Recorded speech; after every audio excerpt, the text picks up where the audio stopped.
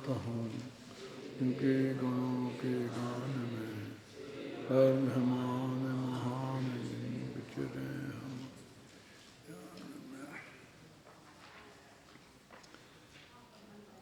समय सार अनुशीलन page number 102 निकालो।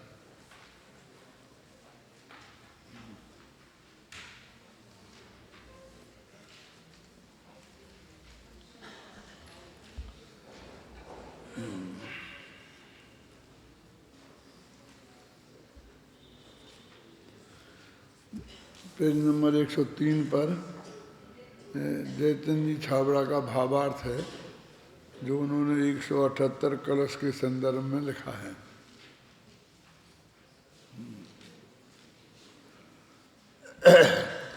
जब परद्रव्य की और अपने भाव की निमित्त नैमित्तिकता जानकर समस्त परद्रव्यों को भिन्न करने में त्याग करने में आते हैं, तब समस्त रागादि भावों की संतति कट जाती है और तब आत्मा अपना ही अनुभव करता हुआ कर्म बंधन को काट कर अपने में ही प्रकाशित होता है। इसलिए जो अपना हित चाहते हैं वे ऐसा ही करें। वो कहते हैं निमित्त नैमित्तिक भाव समझाया यहाँ पर इतना बल दे करके। उसका उद्देश्य यही है कि भगवान आत्मा इनका करता है और हमारा इनके साथ कोई संबंध नहीं है। जब श्रद्धा के लेवल पर ये बात आती है तो धीरे धीरे व्यवहार के लेवल पर भी वो कटने लगते हैं। और धीरे धीरे क्या अनंतानुबंधी संबंधी राग और मिथ्यात्व संबंधी राग तो सम्मदर्शन होते ही निकल जाता है ना। मन श्रद्धा के निर्मल होते ही इतनी शुद्धि तो हो ही जाती है प्रकट, और बाकी की जो अशुद्धि रहती है वो तो धीरे धीरे जाने वाली है। और ये तो पहले ही कह दिया है समय सार में कि यहाँ जो सारी बात हो रही है वो श्रद्धा की दृष्टि से हो रही है। क्यों? क्योंकि मिथ्यात्व के कारण ही अनंत संसार है और मिथ्यात्व अनंतानुबंधी कसाय के जाने से अनंत संसार का अंत आ जाता है।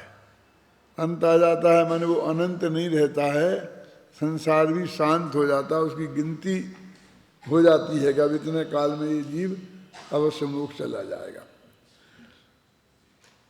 अब इस कलश का भाव स्वामी जी इस प्रकार स्पष्ट करते हैं। मूल पाठ में तन्मूला शब्द का शब्दार्थ दोष का मूल कारण परद्रव्य है ऐसा लिखा है। अब मूल पाठ में ऐसा लिखा है तो हिंदी में तो ऐसा लिखा नहीं होगा। ये जो कलश है ना, देखो इसमें दूसरी पंक्ति है तन्मूलाम, और पूज्य गुरुदेव श्री के हाथ में जो भी टीका उस वक्त उपलब्ध होगी जब वो इस पर व्याख्यान कर रहे होंगे उसमें इसका अर्थ ये लिखा होगा कि दोष का मूल कारण परद्रव्य है। वो गुरुदेव को नहीं जचा। वो बहुत ही महान पुरुष थे तो वो ऐसा तो कह ही नहीं सकते थे कि ये अर्थ गलत है। ये उनकी स्टाइल ही नहीं थी। और हम लोगों को भी ये बात बहुत गहराई से समझना चाहिए, क्योंकि जिन महापुरुषों ने वो लिखा है एकदम उनके प्रति ऐसे शब्द निकालना वो समझदारी का काम नहीं है। धवल वगैरह में एक प्रश्न आता है कि उन्होंने लिखा कि किसी विशेष की बात है उनकी संख्या कितनी है, तो उसके उत्तर में दिया त्रिगुणा सप्तगुणा बा। होमर सार में भी आती नहीं गाथा था, या तो त्रिगुणी है या सप्तगुणी है। तो शिष्य ने कहा ये क्या बात कर रहे हैं आप, संख्या के मामले में तो एक का भी बहुत महत्व है। 99 का 100 नहीं कह सकते और 100 का 99 नहीं कह सकते, और आप त्रिगुणी त्रिगुणी है या सप्तगुणी है, ये क्या कह रहे हैं? तो उन्होंने जवाब दिया कि क्या करें, शास्त्रों में एक आचार्य कहते हैं कि त्रिगुणी है और दूसरे आचार्य कहते हैं सप्तगुणी है। तो हमने दोनों ही का उल्लेख करके दे दिया यहाँ और लिख दिया त्रिगुणा सप्तगुणा वा। तो भी उनने कहा भाई तो भी कोई भी कहे, आचार्य कहें कोई भी कहे, लेकिन ये तो बहुत बड़ा फर्क है। तो उन्होंने कहा कि जो उपलब्ध होता है हम तो उसे गिन नहीं सकते। केवली भगवान के ज्ञान में जो आया होगा, उनकी दिव्य ध्वनि की परंपरा में जो बात आई, अब वो कहाँ ये बात चूक हो गई कि एक को वो त्रिगुणी समझ में आई और दूसरे को सप्तगुणी समझ में आई। हो सकता है कि वो लेखक होते थे ना, लिखने वाले, लेखक माने शास्त्र लिखने वाले नहीं, उसी लिपिकार। पहले सब शास्त्र हाथ से ही लिखे जाते थे ना, तो वो लिपिकार जो लिखता था ना उसको लेखक कहते थे, और वो तो रचनाकार था, है ना। तो उसकी गलती से भी कहीं ऐसा कुछ हो सकता है कि वो त्रिगुणी की जगह सप्तगुणा पढ़ने में आ गया हो, है ना। हम रोजाना ऐसा होते देखते हैं, प्रूफ रीडिंग हमारे पास आती है और रोजाना ऐसा देखते हैं कि वो खासकर वो आ का मामले में हम लिखते हैं अप्रत्यक्ष, वो उसका आ काट के प्रत्यक्ष कर देता है। उसकी समझ में ही नहीं आती कि अप्रत्यक्ष कैसे हो सकता है। आज ही मैंने 2-3 जगह ऐसा किया, फिर मैंने देखा कि मेरे ही में तो गलती नहीं लिखी गई, तो मूल कॉपी जो मैंने अपने हाथ से लिखी थी उसमें सही था बिल्कुल, और साफ साफ भी दिख रहा था, है ना। तो एकदम जैन दर्शन नहीं पढ़ा हुआ कंपोजिटर होता तो शायद वो गलती नहीं होती। समझदार होता है ना कि वो थोड़ा सुधार भी लेता है ना समय समय पर, तो वो ऐसा उसमें कर देते हैं। ऐसा लिपिकार से हो गया होगा। अब वो परंपरा आगे बढ़ गई और हम क्या करें, हमारे सामने दोनों मौजूद थी तो हमने दोनों लिख दी। तो फिर शिष्य कहता है कि तो भी आपको क्या लगता है इन दोनों में सही कौन होगी? त्रिगुणी सही होगी कि सातगुणी? तो उन्होंने कहा भाई हमें क्या लगने से क्या होता है, ये तो केवल ज्ञान गम्य बात है। हम थोड़ी यहाँ से अंदाज लगा दें। कुछ ऐसा प्रकरण है कि मनुष्य स्त्रियों की संख्या कितनी है और सिद्धों से ऐसा कुछ है, त्रिगुणा सप्तगुणा वा ऐसा कोई प्रकरण आता है। तो अभी ये तो बिल्कुल हम अंदाज नहीं लगा सकते, अनुमान से काम नहीं हो सकता। उन्होंने कहा तो भी, तो आचार्य जवाब देते हैं कि ये फला आचार्य सही होंगे ऐसा हुआ ना अर्थ है, और फला गलत। किसी आचार्य के बारे में ऐसा कहने के लिए हमारी जबान नहीं उपड़ती है। हमको माने जबान से ये शब्द नहीं निकल सकते हैं। हम किसी भी दृष्टि से किसी को वो कहें, ये हमारी हिम्मत नहीं है। तो ऐसी मर्यादा हमें सबको रखनी चाहिए जो सच्चे जनमानी भगत हैं, क्योंकि कल उसके प्रति एक दफे आस्था खंडित हो गई, समझ रहे ना, तो बहुत मुश्किल हो जाएगा। फिर समझ लो हमें सर्वज्ञता ही खत्म हो गई। सर्वज्ञ से हमें कोई चीज़ उपलब्ध हुई है, इस बात का आधार क्या रहेगा। और हमारे सामने बहुत बड़ा धर्म संकट है कि बीच बीच में, मैं किसी का नाम नहीं लेना चाहता हूँ, लेकिन एक युग ऐसा रहा कि जब अपने स्वार्थ के कारण बहुत सी बातें जनमानी में ऐसी लिख दी गई, और उन लोगों ने अपने नाम भी ऐसे रख लिए, कुंद कुंदाचारी, जिनसेनाचारी, हैं। भट्टारक परंपरा थे, भट्टारक लोग थे, और उन्होंने 7-7 पालकी में चलते थे, 7-7 आदमी, 8-8 आदमी उनकी पालकियां ढोते थे। चक्रवर्ती सम्राट जैसा रहना सहन हो गया था, और अपने को आचार्य कहलाते थे। और लोग हमको मुनि मानने में मेन मियख नहीं करें, इसके लिए ऐसी कहानियां बहुत बहुत जड़ दी कि जरा सी भी मुनि निंदा की तो बस धर्म धर्म धर्म धर्म। लेकिन वो वास्तव में मुनि निंदा थोड़ी है, वो तो मुनि के नाम पे कोई बहुरूपिया आ गया, अब उसको यदि किसी ने कुछ कहा तो मुनि निंदा है क्या? लेकिन हम साधु हैं और हमारी निंदा ही मुनि निंदा है। और मुनि निंदा का जो कहीं जनागम में कहीं लिखा होगा ना, उन पर अच्छी बढ़िया बढ़िया कहानियां गढ़ कर और उन्होंने बना दी, हजारों कहानियां ऐसी लिखी गई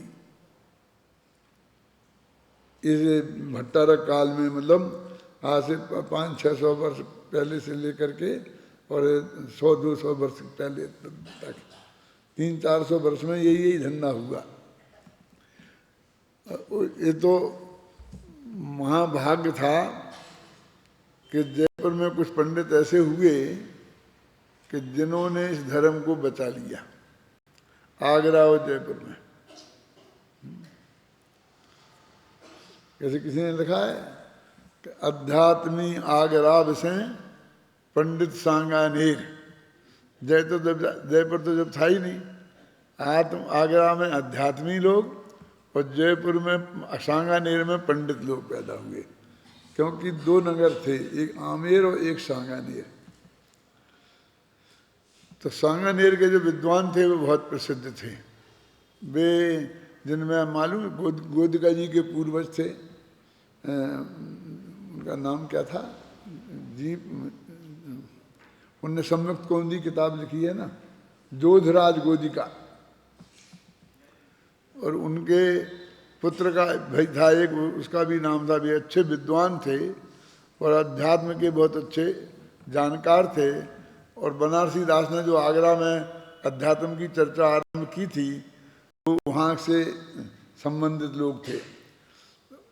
ये ऐसा लिखा है, एक ये जो मैं बोल रहा हूँ ये सब उनके विरोधी भट्टारकों ने लिखे हैं, जो अथवा भट्टारकों के आश्रय में जो पंडित रहते थे उनने लिखे हैं।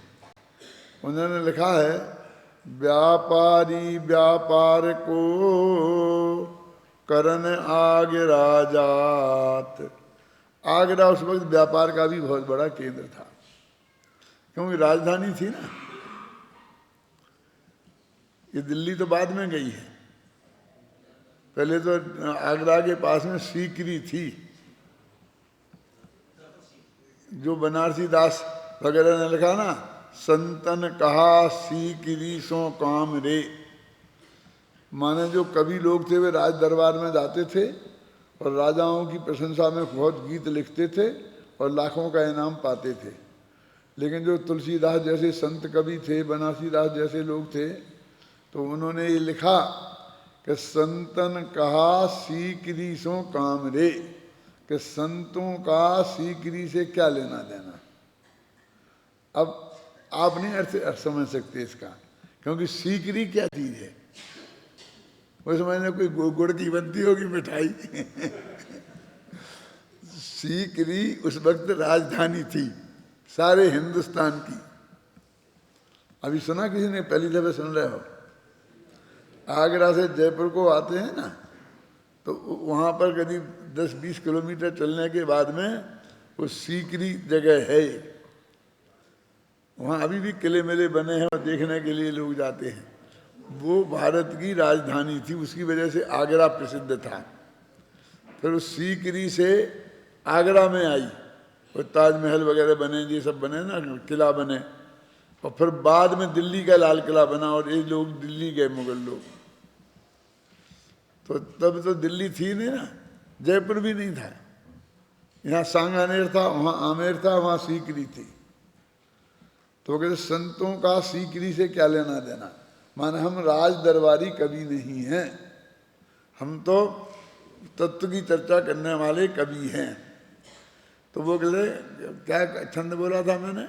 व्यापारी व्यापार को करन आगरा जात और बने आवे अध्यात्मी लख नूतन आचार।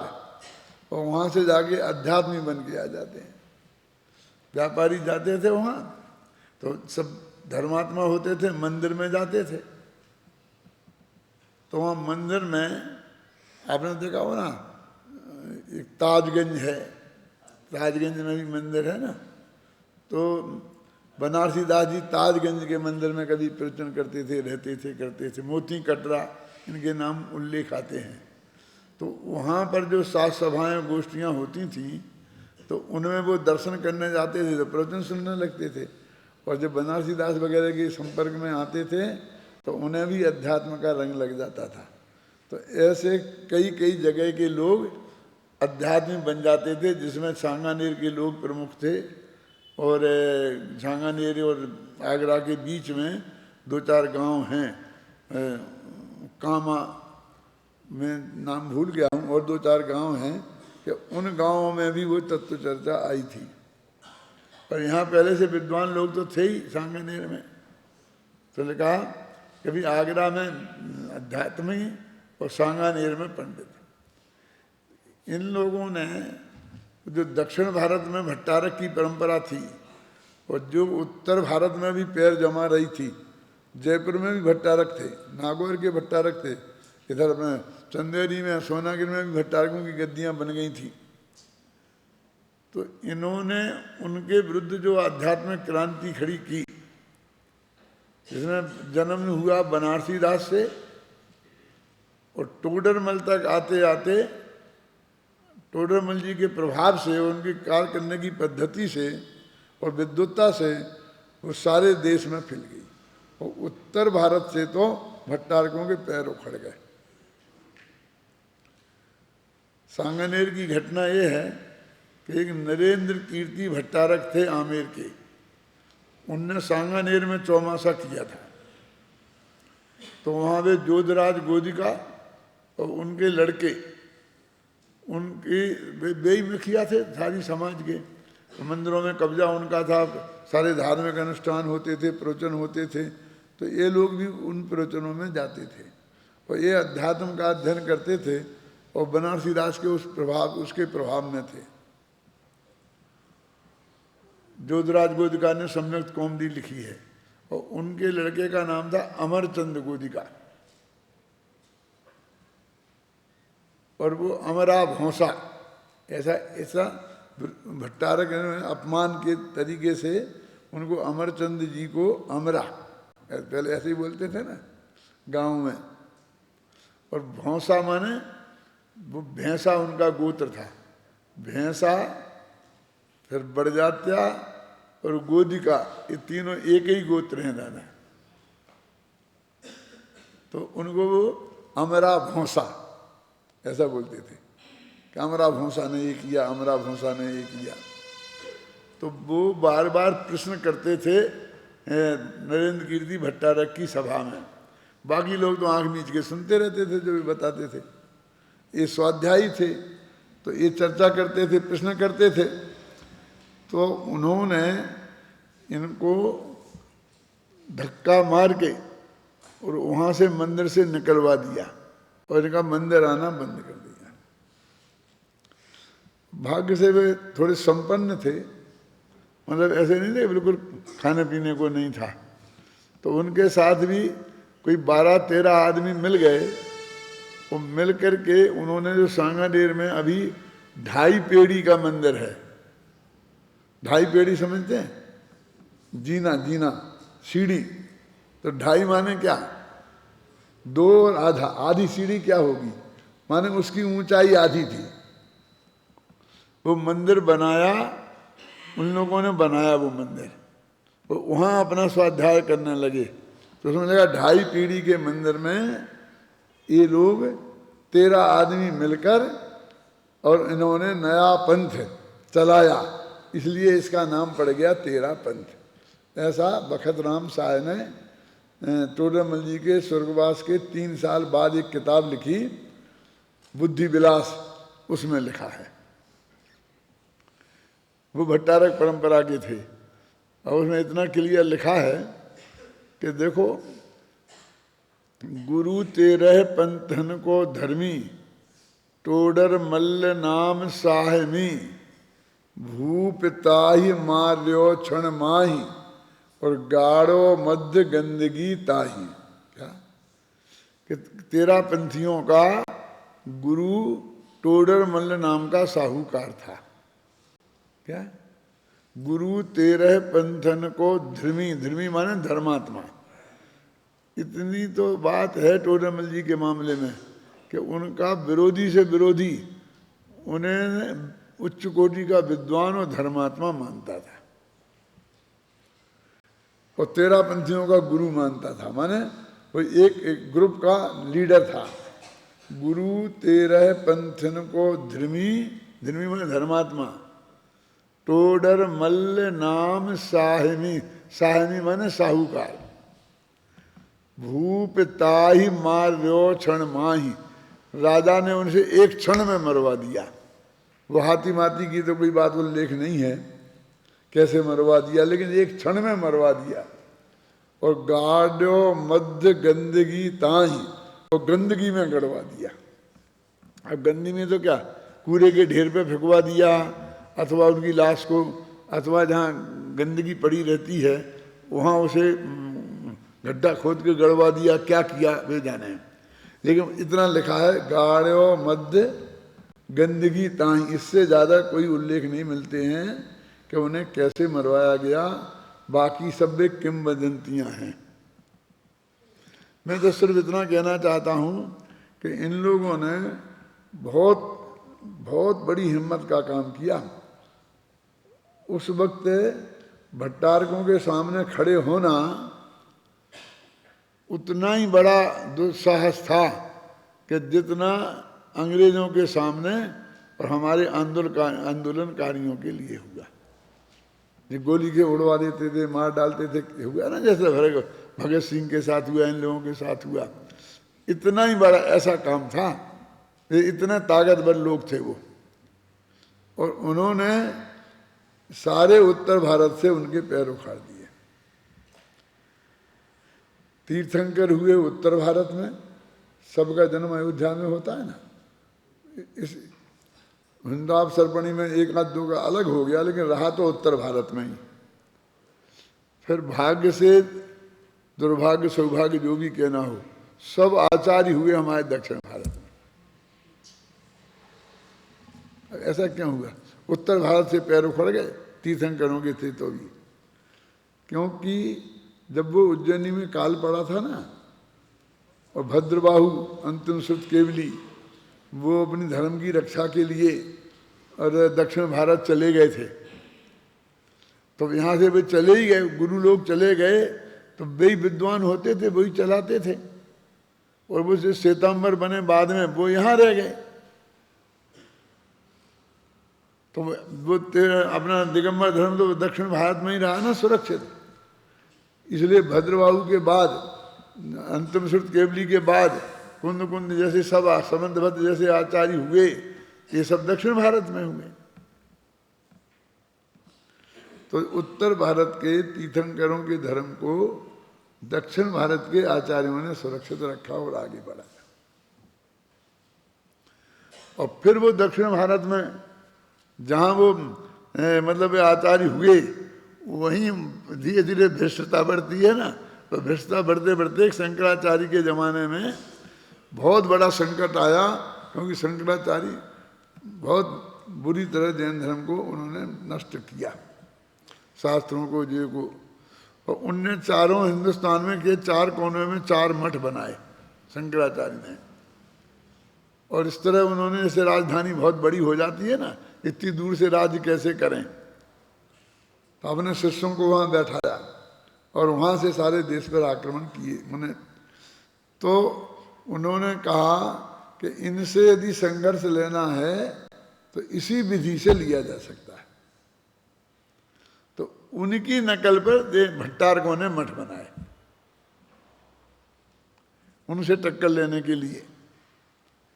और उन मठों में, उनके मठ थे ना, तो उनसे एक बड़ा उपकार तो ये हुआ जैन धर्म का, भट्टारकों का सबसे बड़ा कर्जा यदि हमारी जैन समाज पर है, और जिसकी वजह से हमें उनको कुछ थोड़े कृतज्ञ होना चाहिए कि उन्होंने उन मठों में वो हमारी जिनवाणी को सुरक्षित रखा। नहीं तो वे लोग तो जला रहे थे। इतने ताड़पत्र थे दक्षिण भारत में शास्त्रों के, तो रोजाना रसोई में वो जलाते थे लकड़ी। ऐसे बरसों तक उन लोगों ने उन शास्त्रों से लकड़ियां जलाई, रोटी बनाई, इतने जल गए। और मंदिर बनवाए ना हिंदुओं ने, जैनियों के मंदिर छीन छीन के, तो उन पर दीवारों पर ऐसे चित्र खुदवाए कि जिनमें दिगंबर मुनियों को घानी में पेला जा रहा है। वो तेल निकालते थे ना, तो घानी समझते ना, तेल, तिल्ली को तेल निकालना, मूंगफली का तेल निकालना, तो उस घानी में ही उनको डाल दिया सिर के बल, और वो चली और उसमें पिस गए। ऐसे चित्र उनने अपने मंदिरों में लगवाए दिलीप भाई, कि ये लोगों को इतिहास रहना चाहिए, ये देख देख करके कोई जैन धर्म स्वीकार नहीं करे और जैन साधु नहीं बने। आप क्या संकट है आपके सामने, कैसे कैसे संकट हमारे आचार्यों ने उनने झेले हैं। उन परिस्थितियों में से फिर वो उन्होंने संगठित होकर के सुरक्षा के लिए मठ बनाए, और वे शास्त्रों को उन मठों में सुरक्षित रखा। आज भी ताड़पत्रों पर वहीं सुरक्षित हैं। तो ये बहुत बड़ा उपकार भट्टारकों के माध्यम से अपने समाज पर हुआ, जो समय सार हमें आज उनकी कृपा से मिला। सबसे पहले एक भट्टारक ने ही छपाया था, जी कारंजा के भट्टारकों ने छपाया था समय सार सबसे पहले। गुरुदेव ने जो पढ़ा ना, वो कारंजा के भट्टारक के हाथ का छपा हुआ समय सार पढ़ा है। तो उनका उपकार कम नहीं है, लेकिन उनके उपकार होने से जो उन्होंने करतूत की, उसकी भी तो उपेक्षा नहीं की जा सकती है ना, इसलिए वो तो नहीं चलने दिया जा सकता है ना, है? तो इन्होंने, टोडरमल जी ने और इन्होंने एक क्रांति करके फिर उत्तर भारत में धर्म आ गया। और उन कुंद कुंदाचार्य जैसे को लोगों की ये शास्त्रों की सुरक्षा, पठन पाठन यहाँ के पंडितों ने किया। बनारस हिंदुओं के पंडितों के लिए प्रसिद्ध है, और जयपुर, सांगानेर ये जैनियों के लिए सुरक्षित है। इसे जैनियों की काशी कहा जाता था। तो उनमें उनने ऐसी कहानियां लिख दी, समझे ना, कि इनके विरुद्ध एक शब्द नहीं निकालो तो नरक में कूद गए सीधे, अपना प्रभाव बढ़ाने के लिए। अब हमारा संकट क्या है कि वो संस्कृत के बहुत अच्छे विद्वान थे। वहाँ उन मठों में विद्यालय चलते थे पठन पाठन का, तो संस्कृत वगैरह पढ़ाई जाती थी, तो वे पढ़ करके अच्छे विद्वान बनते थे जो लोग थे। तो उन्होंने बिल्कुल संस्कृत भाषा में, प्राकृत भाषा में ग्रंथ लिख दिए। अब हमें गाथाएं बोलो और संस्कृत के श्लोक बोलो, तो हमें तो शास्त्री जैसे लगते हैं ना। तो हमारा संकट क्या बढ़ गया कि वो मिक्सचर भी है, और उस मिक्सचर को हमें निकालना भी है। माने हमें सही शास्त्रों का अध्ययन करना है, समझ गया ना। और यदि हम उसकी वजह से जिनवाणी को अप्रमाण घोषित करने लग जाएं, तो वो सारी जिनवाणी अप्रमाणित हो जाएगी, तो हमारी मूल चीज भी अश्रद्धा का विषय बन जाएगी। अब इसके बीच में हम क्या करें? संकट समझ में आया दिलीप भाई? हैं? हमें वो जिनवाणी के प्रति अश्रद्धा भी पैदा नहीं करनी है, और हमें वो जो कूड़ा करकट है उससे भी बचना है। तो हमारे पास उपाय है कि हम फंडामेंटल समझें कि जैन धर्म अकर्तावादी दर्शन है। एक द्रव्य दूसरे द्रव्य का करता है, वो ये स्वीकार नहीं करता है, अथवा ये सारा सर्वज्ञता को वो मानता है, वो तीन काल की बातें सर्वज्ञ जानता है, तो भविष्य की बातें जानता है, तो वो भी सुरक्षित है। वस्तु की व्यवस्था पर द्रव्य तो निमित्त मात्र है, प्रत्येक द्रव्य अपना कार्यों का जिम्मेवार स्वयं है। ये हमारे फंडामेंटल हमने समझे। अब इसकी अनुकूल जहाँ बात है वो सर्वज्ञ की बात है, और इसके प्रतिकूल बात है वो सर्वज्ञ की बात नहीं है।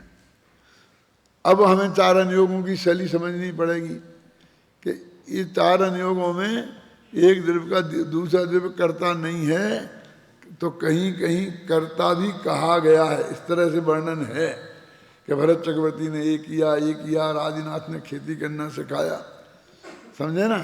तो अब हमको वो 4 अनुयोगों की स्टाइल समझ करके, ये सब व्यवहार न्याय का कथन है, तो निश्चय व्यवहार समझना पड़ेगा और अनुयोगों की पद्धति समझनी पड़ेगी।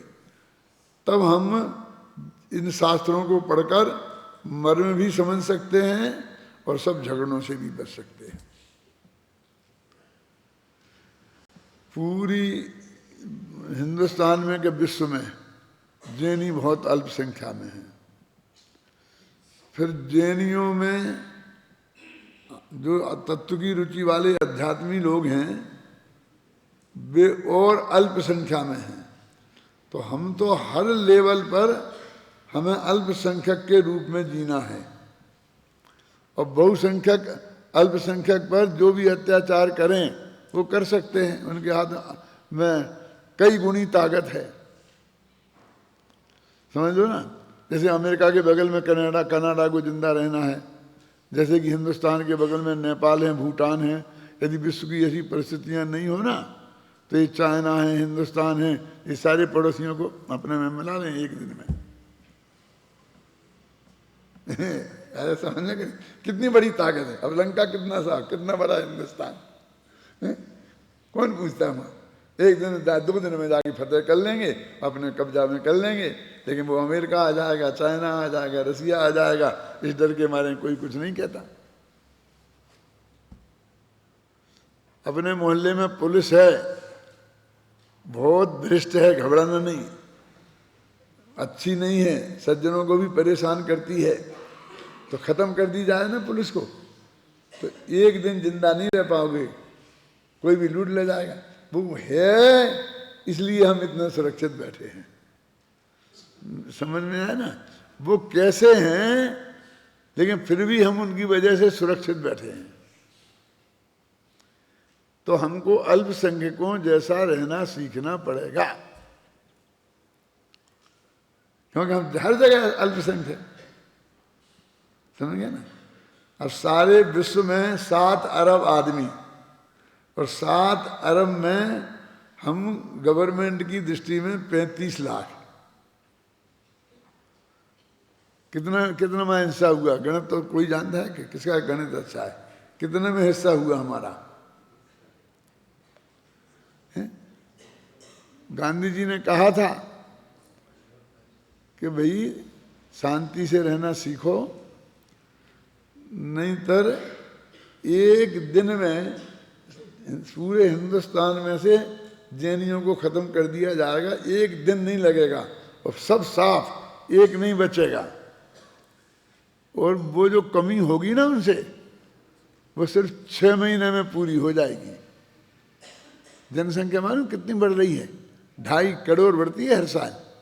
अब तो कितने में 35 लाख कितने दिनों में पूरे हो जाएंगे, तो समझ में आया ना।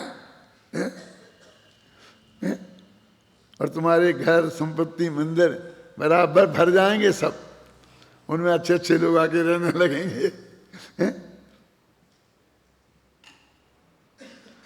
जब लोग कहते हैं ना ये अपना मंदिर था, इसको इनने कब्जा कर लिया, इनका कब्जा कर लिया। अरे मैंने कहा भैया पूरा गांव भी तो अपना था। यदि 100-200 मंदिर थे तो 2 लाख जैनी भी तो थे। अब वे जैनी 5000 नहीं रहे तो मंदिर कैसे बचेंगे। तुम मंदिरों के लिए रो रहे हो, वे जैनियों के लिए नहीं रो रहे। अरे जितने बचे हैं उतने से काम चलाओ, शांति से रहो, हल्ला गुल्ला मत करो। और जो है उनसे काम चलाओ, है ना, और वो तुम्हारे लिए पर्याप्त है। ये मैं ये कह रहा हूं कि ये धर्म कितनी शांति से, मतलब ये है, बिल्कुल कोई कड़क कड़क आलोचना तो आनी ही नहीं चाहिए। अब गुरुदेव की शैली तन्मूलाम का अर्थ कर रहे हैं अपन, उस पर अपन ने इतनी बात की है। देखो गुरुदेव क्या लिखते हैं, यानी वो जो तन्मूलाम का अर्थ किया है, जो शास्त्र उनने पढ़ा है, वो उनको अर्थ गले उतरा नहीं। तो वो क्या लिखते हैं, ये जो मैंने उद्धरण यहाँ दिया है जानबूझ के, चाहता तो नहीं भी देता। एक एक गाथा पे गुरुदेव के 20-20 पेज हैं, मैं तो आधा पेज दिया है निकाल के माल माल। ये क्यों दिया? इसलिए दिया कि हमें मालूम पड़े उनकी स्टाइल।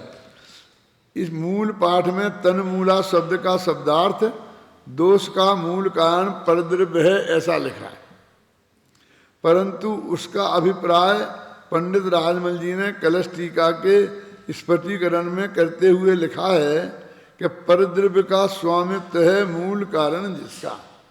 अब उनने इतना जोड़ दिया, परद्रव्य नहीं, परद्रव्य का स्वामित्व। वो स्वामित्व किसने किया? हमने। परद्रव्य ने थोड़ी कहा तुम हमें अपना मालिक मान लो, तुम अपने को हमारा मालिक मान लो। परद्रव्य ने थोड़ी कहा। कि मूल क्या है, क्या रह गया? वे कहते हैं उसमें तन्मूला का अर्थ है उसका मूल, काय का उस अज्ञान का मूल क्या है? तो वो कहते हैं परद्रव्य है। और वो कहते हैं परद्रव्य माने परद्रव्य में अपनापन, परद्रव्य का मालिकी स्वामित्व, ये है अज्ञान का कारण। और ये कोई डर करके अल्पसंख्यक की वजह से नहीं लिखा, वस्तु स्थिति ही यही है। तो ऐसा लिख क्यों दिया उनने कि ये तो पहले ही क्या है, हमके स्टाइल है ऐसी। उन्होंने कहा ना कि 6 काय के जीव, लिखा था ना मिथ्या चारित्र है, 6 काय के जीव की रक्षा का भाव, रक्षा का भाव ही नहीं लिखा, वो व्यवहार चारित्र है। 6 काय के जीव व्यवहार चारित्र है, 7 तत्व व्यवहार सम्यक दर्शन है, और जिनमें द्वादशांग वाणी व्यवहार सम्यक ज्ञान है। पढ़ा था ना, यही स्टाइल है। पर उसको ऐसा लिखने की है तो उन्होंने परद्रव्य लिख दिया है। तो परद्रव्य में अपनापन, परद्रव्य की मालकी, परद्रव्य का स्वामित्व, और उसको उनने तन्मूला का अर्थ करके ये लिख दिया। अब तुम अपने सुधार में दिमाग में ऐसा पढ़ो, तो अब ये गलत भी नहीं कहलाया और अपने अर्थ भी निकल गया। और ये वस्तु स्थिति है, परद्रव्य तो हो ही नहीं सकता। देखो, परंतु उसका अभिप्राय पंडित राजमल जी ने कलश टीका में स्पष्टीकरण करते हुए लिखा कि परद्रव्य का स्वामित्व है मूल कारण जिसका। तात्पर्य यह है कि विकार की संतति का मूल कारण परद्रव्य नहीं बल्कि परद्रव्य का स्वामीपन है। देखो ऊपर लिखा था परद्रव्य है, तन्मूला का अर्थ ऐसा किया था। इनने ये नहीं कहा कि एक गलती है, वो कहते हैं ये परद्रव्य है का अर्थ ही ये है कि परद्रव्य का स्वामीपना है। अच्छा देखो, अपन ऐसा होता नहीं है, ये अटपटा है क्या? कहते देखो सारा झगड़े की जड़ तो ये सब मकान है। ये हमारे पिताजी ये मकान नहीं छोड़ जाते तो हम भाई भाइयों में झगड़ा काहे को होता? कुछ नहीं होता हमारे पास, सब किराए के में रहते, वो बिल्कुल छोड़े ही नहीं जाते। क्यों? उत्तम, अपने पिताजी नहीं छोड़ गए, अपन कितने सुखी है। कुछ बंटवाने बांटने नहीं पड़ा, कोई जिंदगी में बांटने का मौका ही नहीं आया। अब वो कहता है कि जो हमारे पिताजी छोड़ गए इतने मकान, इतनी जमीन है, तो सारा झगड़ा तो इस बात का है। ये देखो सब वो है ना अपने जयपुर के महाराजा, अब उनके उत्तराधिकारी सब लड़ रहे हैं। सबके देखिए अनिल अंबानी और वो मुकेश अंबानी लड़ रहे हैं, झगड़ा छोड़ गए। क्यों? तो कहते ना कि झगड़े की जड़ क्या है? ये संपत्ति। बोलते कि नहीं बोलते? तो यही तो भाषा है। और उसका अर्थ क्या है? ये संपत्ति का अपनापन, संपत्ति का मालकी है, मेरी मालकी है तो मालकी, और बोलते हैं ये। देखो मैंने ये उन्होंने अर्थ किया तो कोई अन्याय नहीं किया, ऐसी भाषा लोक में चलती है संक्षिप्तीकरण के मोह में। उसका स्वामित्व था झगड़े की जड़, तो स्वामित्व को नहीं कहकर हमने उसको ही झगड़े की जड़ कह दिया। अपन कहते ना ये कश्मीर झगड़े की जड़ है, तो कश्मीर झगड़े की जड़ है ना, तो दे दो ना कश्मीर, पाकिस्तान को झगड़ा मिट जाएगा। हैं? ये झगड़े की जड़ को अपने यहाँ रखते ही क्यों? अरे हम कहते हमारा है और वे कहते हमारा है, तो झगड़े की जड़ तो स्वामित्व है, और कहते हैं कश्मीर झगड़े की जड़ है। तो ऐसी स्टाइल लोक में है, और वही अर्थ पांडे राजमल जी ने किया। बनारसी दास को कहता ना आध्यात्मिक क्रांति का जनक, और उनके गुरु तो पांडे राजमल जी थे। और पांडे राजमल जी मालूम कहाँ रहते थे? तुम कहाँ रहते थे पहले? हाँ, विराट। तुम भी वहीं रहते थे बेटा। वो विराट नगर में पांडे राजमल जी रहते थे। उस वक्त उसका नाम बैराठ था। और वहाँ एक भट्टारक थे बहुत बड़े। यहाँ से है अलवर जाओ ना, अलवर के रास्ते में आता है। यहाँ से होगा करीब 2 घंटे का रास्ता, 90 किलोमीटर है। वहाँ रहते थे वे। वहाँ एक भट्टारक के उसमें रहते थे, मठ में। और भट्टारक ही उनकी आजीविका का सब इंतजाम करते थे। अब जो उन्हें तनख्वाह देते थे कि वैसे रखते थे, क्या करते थे, लेकिन सारा वो अपना धर्म के प्रचार उनके अनुकूलता में करते थे, समझे ना। और वहाँ रहते थे भट्टारक जी के आश्रय में। उस वक्त पांडे उनका, पांडे माने पंडित, और पंडित को पांडे जी कहते थे क्या। तो वो अब भट्टारके में तो रहते थे, कितना कठिन काम था। और उनने गहरा अध्यात्म का अध्ययन किया। भट्टारक जी कहा हाँ हमारा पंडित तो ये है, बस इससे पूछो। भट्टारक जी को तो कुछ पता ही नहीं, वे तो अपने महाराजा थे, अपने सब क्या करते थे। तो उन्होंने अपने आध्यात्मिक टीकाएँ लिखी, कलश टीका लिखी, ये सब लिखा, पंचाध्यायी लिखी। तो बिल्कुल अपना अध्यात्म का पूरा वर्णन वो शांति से वहाँ बैठे बैठे करते रहे। समझे ना, माने ये धर्म उन्हीं से बचाना, उन्हीं के आश्रम। यदि वो वहाँ नहीं होता तो पांडे राजमल जी क्या कर पाते? वहाँ लिखी गई है कलश टीका, जिनने ये अर्थ किया है, जिस पर गुरुदेव श्री बहुत ज़्यादा लट्टू थे। उनने इतनी अधिक प्रशंसा कर दी कि वो थोड़ी हमें तकलीफ पहुँच गई उससे। क्या तकलीफ पहुँच गई? क्या उसकी हर बात हम सर्वज्ञ की वाणी जैसी प्रमाण माने। अब उनको हम नहीं कह सकते जो भट्टारकों के वहाँ पले हुए उनके शिष्य हैं, वैसा कह के हम उनके बारे में कुछ नहीं कह सकते। लेकिन वो जो मैंने बताए नयों के मामले में, उसके बारे में बार बार रिपीट नहीं करना चाहता हूँ। लिखा है ना, परंतु पंडित जी का अभिप्राय आज ने लिखा, स्पष्टीकरण करते हुए लिखा है, परद्रव्य का स्वामित्व है मूल कारण जिसका। तात्पर्य यह है कि विकार की संतति का मूल कारण परद्रव्य नहीं बल्कि परद्रव्य का स्वामीपन है। बस ये स्टाइल सीख लेना बेटा, पंडित लोग बन रहे ना तुम। कहीं पर हमने तो एकदम झमाझम ढोकेंगे हैं खूब कि हमारे पास तो सच्चाई है ना, हमारे पास प्रमाण है। लेकिन बस सच्चाई मच्चाई एक तरफ रखी रही, प्रमाण तो बेटा तब बताओगे जब कोई देखेगा। पहले तो वो धुनाई शुरू करेगा। मोक्ष पाहुर की 16वीं गाथा में कहा है, स्वद्रव्य के आश्रय से सुगति अर्थात मोक्ष की प्राप्ति होती है, और परद्रव्य के आश्रय से दुर्गति अर्थात मलिन संसार पर्याय की प्राप्ति होती है। मालूम क्या है? सद्दब्बाओ सुगई पद्दब्बाओ दुगई, ये शब्द मूल में है। परद्रव्य से दुर्गति और स्वद्रव्य से स्वगति। अब वहां भी लिखा, कुंद कुंद की वाणी है, बोलो। अब परद्रव्य से थोड़ी दुर्गति है, परद्रव्य को अपना माना इसलिए दुर्गति है।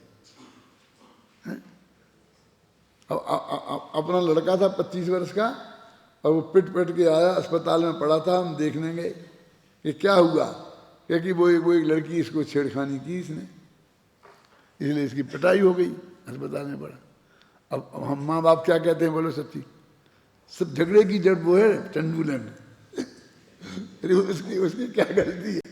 उसकी क्या गलती है कि उसे छेड़ा ना मेरे लड़के ने? अरे तो गलती तेरे लड़के की है ना, इतना बार होती ना उसे छेड़ता, ना वो सुंदर होती वरना उसके ऊपर रीझता। यार माँ बाप की ऐसी आदत होती है, ना परद्रव्य होता और ना हम उनसे राग करते। क्यों? माने ऐसा लोक में ऐसी परंपरा है, तो हमें तो अपने विवेक से सही बात समझनी कि है हमारे अंदर की गड़बड़ी और हम उसके नाम पर मरते हैं। देखो कहाँ पढ़ रहे थे अपन, जिसके निमित्त से हाँ वहीं 13वीं गाथा में अष्टपहाड़ में क्या कहा, स्वदब्बाओ सुख गई परदब्बाओ दुख गई। अब समय सार की 13वीं गाथा में क्या कहा, स्वद्रव्य में रति मोक्ष का कारण है और परद्रव्य में रति संसार का कारण है। अब तीनों ने प्रमाण पेश कर दिए, अब क्या करें निर्णय, किसी अलग अलग बात लिखी तो फिर अलग अलग नहीं है, एक ही बात है। जिनके निमित्त से नए नए कर्म बनते हैं उस विकारी परिणति की संतति का मूल परद्रव्य का स्वामीपन है तथा स्वद्रव्य का स्वामीपन मुक्ति का कारण है। पराश्रय से बंध और स्वाश्रय से मुक्ति, यह सबका संक्षिप्त सारांश है। अब स्वाश्रय कर दिया ना, पराश्रय तो पर से नहीं, पर का आश्रय हमने किया, ऐसे ही स्व से नहीं, हम स्व का आश्रय करेंगे। यदि स्व से मुक्ति होती तो हो जाए ना, हम तो मौजूद ही हैं कि नहीं, स्व से नहीं, कैसे, स्व के आश्रय से, और कहेंगे एक है स्व से मुक्ति है। अब लोग क्या करें, यहाँ बंध अधिकार में परद्रव्य का आश्रय बंध का कारण कहा है। समय सार नाटक में कविवर बनारसी दास ने मोहबा राग देश के परिणाम को बंध का कारण कहा है तथा कलश टीकाकार श्री राजमल जी ने प्रभाव के स्वामीपन को मूल कारण कहा है और मोक्ष पहाड़ में पर दब्बाओ दुख गई ऐसा कहा है, पर इन सब का अर्थ एक ही है। क्यों स्वाध्याय करना पड़ा, 4 जगह गुरुदेव जैसा आदमी देखो, कहाँ कहाँ कहाँ क्या कहा, कहाँ क्या कहा, कहाँ क्या कहा, और हमारी क्या हालत है। हम जब यहाँ पढ़ रहे तो इसी बारे में दूसरी जगह क्या कहा कुछ होश है हमें,